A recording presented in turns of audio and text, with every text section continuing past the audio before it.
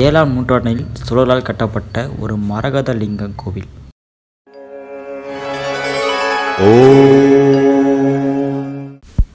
மூன்று மரமே பின்னிக்கிட்டு இருக்கிற ஒரு சிவத்தலம். ஹாய், ஹலோ எல்லா மக்களே, எல்லாம் எப்படி இருக்கீங்க? நல்லா இருக்கிறேன். ஸோ ஓகே, நான் உங்கள் அசோகன். நம்ம அசோக் மீடியா நம்ம சேனலுக்கு புதுசாக இருந்தால் நம்ம சேனல் சப்ஸ்கிரைப் பண்ணிங்க. ஸோ இந்த கோவில் இந்த வீடியோவில் வந்து என்னத்தை நம்ம பார்க்க போகிறோம்னு பார்த்தீங்கன்னா, செங்கல்பட்டு மாவட்டத்தில் சென்னையிலேருந்து ஒரு 35 கிலோமீட்டர் தாங்க. சென்னையிலேருந்து 35 கிலோமீட்டர் செங்கல்பட்டு மாவட்டத்தில் திருவடிசூழல் என்ற ஒரு கிராமத்தில் 7ஆம் நூற்றாண்டில் கட்டப்பட்ட ஒரு சிவன் கோவில் இருக்குங்க. அந்த கோவிலில் இப்போ போயிட்டுருக்கோம். ஸோ போகிற வழி எல்லாமே வந்து இயற்கை சூழல், 2 பக்கமும் காடு, சில்லுன்னு ஒரு காற்றோட நம்ம அப்படியே ட்ராவல் பண்ணிக்கிட்டு இருக்கோம். ஸோ வாங்க, இந்த இயற்கையை ரசித்து கொண்டு நம்ம கோவிலுக்கு போய் சேரலாம் வாங்க.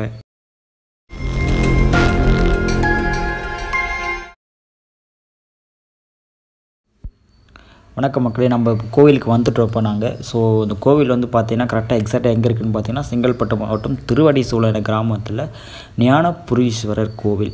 ஸோ இந்த கோவில் அமைஞ்சிருக்கு. இந்த கோவிலோட சிறப்பம்சம் என்னென்னு பார்த்தீங்கன்னா, மரகத லிங்கம் இங்கே இருக்குது. ஆக்சுவலாக வந்து சோழகாலத்தில் கட்டப்பட்ட மரகத லிங்கம் வந்து இங்கே இருக்குது. ஸோ இந்த கோவிலோட முழு வரலாறையும் இந்த வீடியோ ஃபுல்லாக சொல்ல போகிறோம். ஸோ மறக்காமல் ஸ்கிப் பண்ணாமல் இந்த வீடியோ ஃபுல்லாக பாருங்கள். ஸோ இந்த கோவில் வந்து பார்த்திங்கன்னா, சிவனின் தேவாரா பெற்ற 224 பாடலில் இத்தலமும் ஒன்று. ஸோ இந்த கோவிலுக்கு வந்து பார்த்திங்கன்னா, சம்மதர்களால் இந்த கோவில் வந்து பாடல் பெற்றப்பட்டது.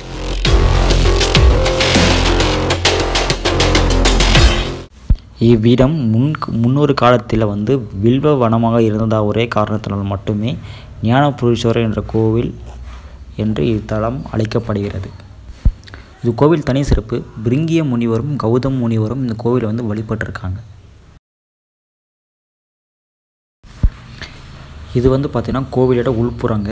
ஸோ உள்புறம் வந்து பார்த்தாலே தெரியும். இந்த கோவிலுக்கு நீங்கள் ஃபஸ்ட் என்ட்ரன்ஸ் ஆனாலே உங்களுக்கு வந்து இது ரொம்ப பழமையான கோவில்லேருந்து உங்களுக்கே ஃபீல் ஆகும். ஏன்னா வந்து கோவிலுக்குள்ளே என்ட்ரன்ஸ் ஆனால் நீங்களே பாருங்கள், அவ்வளோ இருட்டாக இருக்குது. ஸோ 2-3 லைட் தான் போட்டு வச்சுருக்காங்க. அது கூட இப்போ டெம்பரரியாக போட்டு தான். கீழே தரை பார்த்தீங்கன்னா ஒன்று ஈரப்பதத்தோடு இருக்கும். எப்போவுமே ஈரப்பதத்தோடு இந்த தரை வந்திருக்கும். ஏன்னா வந்து அவ்வளோ இருட்டாக அந்த காலத்தில் கட்டப்பட்ட ஒரு சிவத்தலமான உள்ளே வந்து நிறைய வந்து சிலைகள், திருஞான சம்பந்தர்கள், முருகர் சிலை, விநாயகர் சிலை, நிறைய சிலைகள் வந்து இங்கே இருக்குது. இங்கே வந்து பிரம்மாவுக்கு தனியாக உருவ வழிபாடும் இங்கே இருக்கிறது. ஓம் நம சிவாய. ஓகே, இந்த கோவில் வந்து இன்னொரு கதையும் ஒன்று சொல்கிறாங்க. ஆக்சுவலாக வந்து என்னென்னா, திருஞான சம்பந்தர் வந்து தன் சிவபயணத்தில் வந்து இவ்வழியாக போகும்போது ரொம்ப களைப்பாக இருந்ததுனால இந்த இடத்துல வந்து பின்னோருக்கு பிறகு காடாக இருந்து தான். அந்த காட்டில் வந்து இவர் வந்து ஓய்வு பெறும்போது ஒரு இடையன், மாட்களை மேய்க்கும் ஒரு இடையன் வந்து இந்த இடத்துல வந்து அவருக்கு தேவையான உணவெல்லாம் வணங்கிட்டு அவரை பற்றி விசாரிக்கும் போது அவர் சொன்னாராம், நான் வந்து சிவபக்தன், நான் சிவனை தேடி நான் போயிட்டுருக்கேன் அப்படின்னு சொன்னாராம். அப்போ வந்து இங்கேயும் ஒரு சிவன் கோயில் இருக்குது, இங்கேயே வந்து பாருங்கன்னு சொல்லிட்டு அவர் அப்படியே இடையன் வந்து அப்படியே மறைந்து விட்டாராம். அதன் பின் தான் திருசம்பந்தம் உணர்ந்தது, இங்கே வந்து இடையினால இங்கே வந்து சாட்சாத் அந்த சிவபெருமானே என்று உணர்ந்தார். ஸோ இதுதான் நான் சொன்ன அந்த மரம். இந்த மரத்தில் வந்து பார்த்திங்கன்னா 3 மரம் ஒன்றா இருக்கும். வில்வ மரம், வேப்ப மரம், அரச மரம். ஸோ 3மே வந்து பின்னிக்கிட்டே ஒன்றா இருக்கும். இது வந்து ரொம்ப ஆச்சரியமான ஒரு விஷயம். ஸோ அந்த கோவில் அப்படியே சுற்றி நீங்கள் பார்த்தீங்கன்னா ரொம்ப அமைதியான ஒரு சூழ்நிலையில் ரொம்ப அழகாகவும் இந்த கோவில் வந்து அமைச்சிருக்காங்க. ஸோ ரொம்ப அழகாகவும் பராமரிச்சுட்டு வராங்க. சைடில் வந்து நிறையா மரங்கள், செடிகள், நிறைய வில்வ மரங்கள் எல்லாமே இங்கே வளர்த்துட்டு வராங்க. ரொம்ப பெரிய விஷயம். பட் இங்கே இருக்கிறது லிங்கம் வந்து மரகத லிங்கம். ஸோ இந்த லிங்கத்தை கண்டு திருஞான சம்பந்தர் மட்டுமல்ல, நானும் வந்து மெய்சிலிர்த்து போனேன் இந்த கோவிலை பார்த்து. கண்டிப்பாக இந்த கோவில் நீங்களும் விசிட் பண்ணுங்கள்.